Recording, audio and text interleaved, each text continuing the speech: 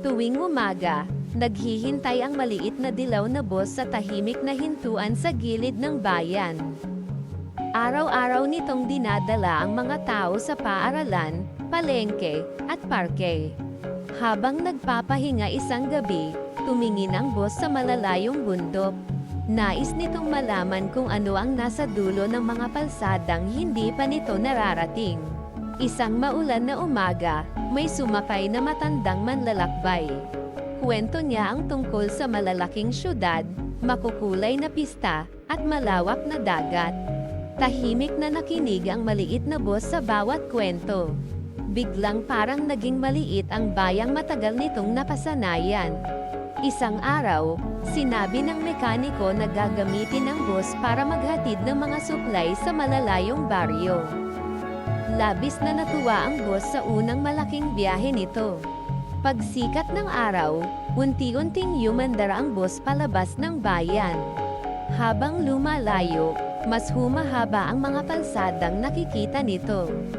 Napapalibutan ng matataas na puno ang makipot na daan.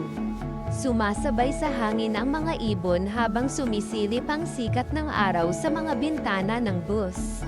Pagdating sa ilog, nakita ng lahat na sira ang kahoy na tulay. Nag-aalala ang mga pasahero na baka hindi sila makatawid. Dumating ang mga manggagawa dala ang mga kagamitan para ayusin ang tulay. Natutunan ng bus na mas gumagaan ang problema kapag nagtutulungan. Habang paakyat ang daan, naging mabato at matarik ang kalsada. Kahit hirap, dahan-daang umusad ang bus nang hindi sumusuko. Sa tuktok ng bundok ay may maliit na baryong natatakpan ng malamig na hamog. Masayang sinalubong ng mga bata ang pagdating ng bus.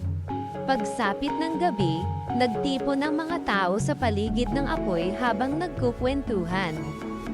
Tahimik namang nakinig ang bus sa labas ng bahay. Biglang dumilim ang kalangitan at bumuhos ang malakas na ulan. Hamampas ang hangin habang nanginginig ang mga puno sa bundok. Kinabukasan, natabunan ng putik at bato ang daan pababa ng bundok. Nag-aalala ang mga tao na baka hindi sila makauwi. Kahit maputik at delikado ang kalsada, tumulong ang maliit na bus sa pagdadala ng mga kagamitan. Umaasa rito ang buong baryo. Ilang oras pang umulan habang inaayos ang daan.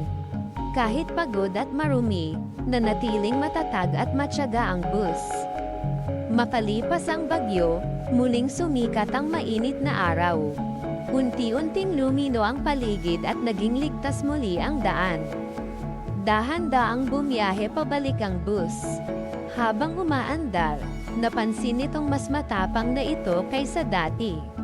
Pagdating sa bayan, nagtipon ang mga tao upang pakinggan ang mga kwento tungkol sa bundok, gubat, at baryong nasa ulap.